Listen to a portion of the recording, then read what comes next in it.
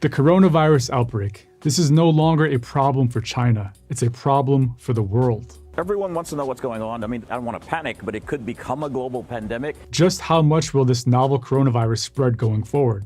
The official answer is only time will tell. But in this video, I'm going to give you my prediction about what is going to happen with the coronavirus, or COVID-19 as it's now being called. As of right now, there are only 14 confirmed cases in the United States, but unfortunately, it looks like there's going to be a wave of infection coming in the US and other countries as well. And I'm not the only doctor who thinks this is the case. Dr. Nancy Messonnier, director of the CDC's National Center for Immunization and Respiratory Diseases, expects it to take a foothold in the US. And, quote, at some point, we're likely to see community spread in the US or in other countries. This will trigger a change in our response strategy, she says. And what about Dr. Tom Frieden, the former director of the CDC, who just the other day wrote an article, who also thinks that spread is likely? Just look at this alarming study from JAMA, the Journal of American Medical Association, on how fiercely it spread in the Chinese hospital. It quickly spread to healthcare workers and other patients in the hospital. Specifically, of the 138 patients who were in this Chinese hospital with coronavirus pneumonia, 57 of them caught the infection while already in the hospital for other reasons. And keep in mind, these numbers are being underreported. China is being accused of censoring critical data about the coronavirus, which the World Health Organization now calls a grave threat to the world. According to scientists writing for the Lancet Medical Journal, Chinese authorities had preliminary information on the virus for more than 2 weeks before it was officially released.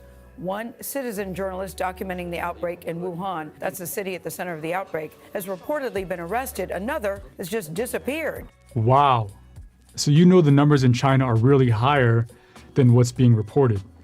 The numbers are also underreported because it's actually hard to test everyone due to limited resources like testing kits, etc. They even started making the diagnosis based on symptoms and CAT scan results. More on that in a bit. But based on the numbers that we already do have, let's take a look. So this is the Johns Hopkins coronavirus tracker. These are the numbers as of the making of this video. So as of right now, there's 60,363 total confirmed cases in the world. The vast majority mainland China. 14 are in the United States. The leading country besides China, Singapore with 58 cases. The total number of deaths globally, 1,370.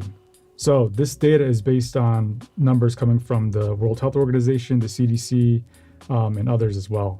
This is the total number of deaths graphed out. So back in January 23rd, you see the rise steadily. This is an upward trend here, and it shows over 1,000 as of February 12th. Then you have the number of daily deaths in this graph, and you can see that the number of daily deaths keeps increasing, and it took a big jump on February 12th.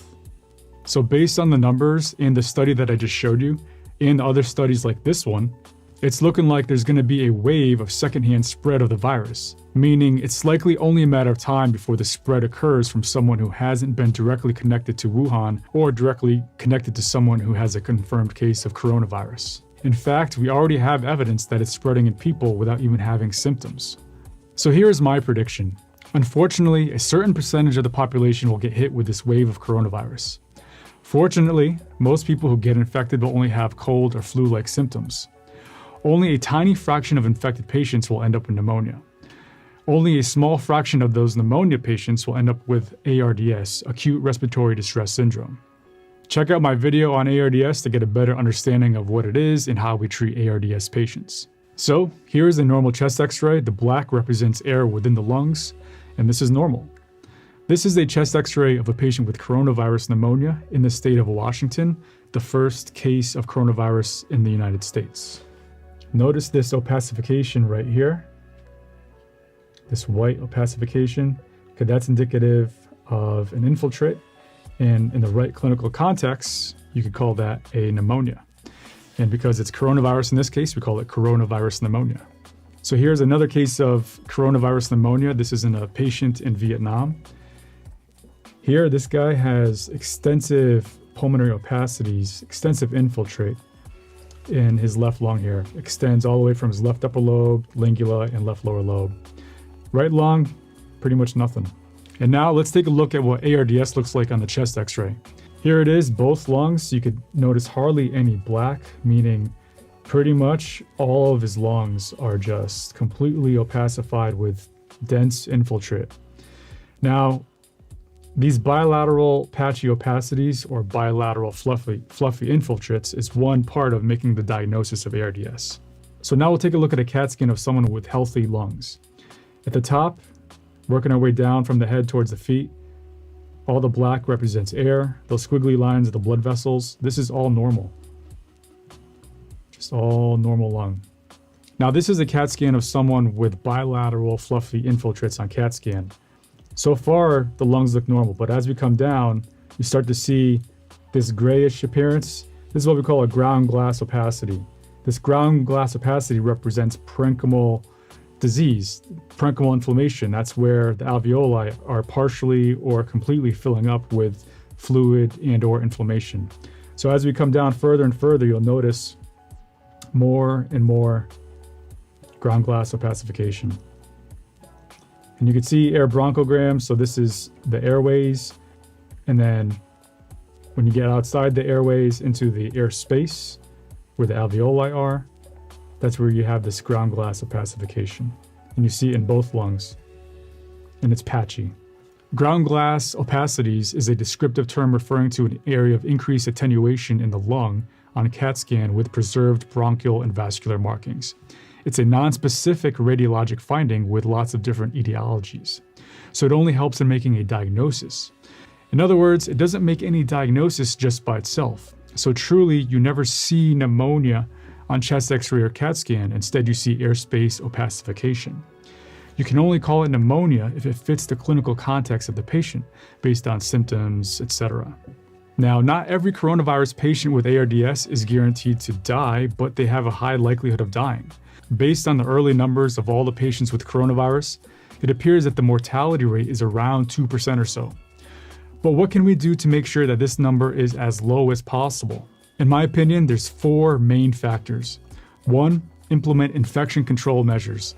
So this includes isolating infected patients, using personal protective equipment when necessary, hand washing, etc. Okay, number 2, early recognition of symptoms, recognizing fever, runny nose, sore throat, cough, body aches, etc. Number 3, early diagnosis. I realize right now the CDC has certain criteria for who to test, which is a person with symptoms and someone who's recently been to Wuhan area, or someone who's been in close contact with a confirmed case. But at some point, we'll cross that threshold where we'll have to broaden the criteria of who we test because some people will get the coronavirus via secondhand exposure. Diagnosis is based on symptoms, travel and exposure history, lymphopenia in the blood work, getting a CAT scan or chest x-ray, but the diagnosis is clinched when you do the real-time PCR testing. Okay, number 4, possible early antiviral treatment. Hear me out. Compassionate use of the new antiviral drug, remdesivir. That's what I'm talking about.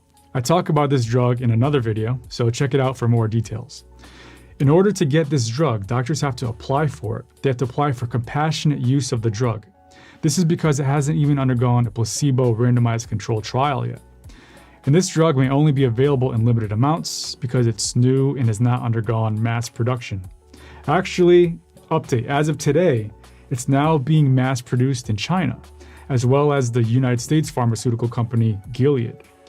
And because this drug is likely to have very limited availability, at least initially, we'll have to be very selective of who gets it. We'll want to reserve it for patients who are most likely to benefit from it, in which the potential benefit outweighs the risk. By the way, it appears to be safe, but we just don't know just how safe it is. So we're not going to want to give it to people who only have mild illness.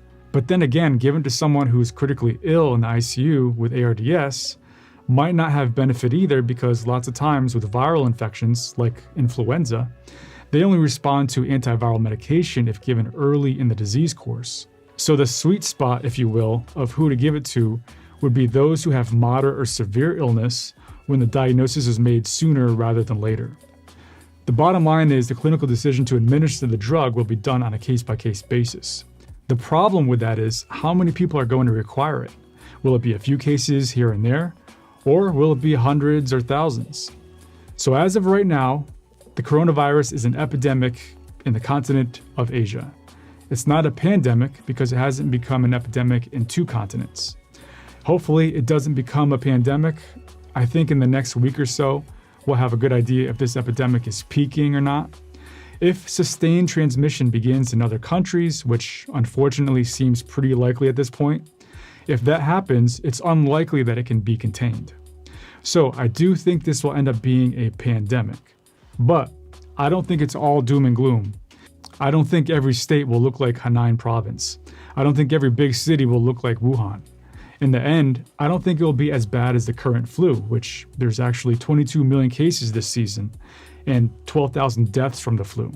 But I'm curious about what you think. Leave a comment below on what you think is going to happen.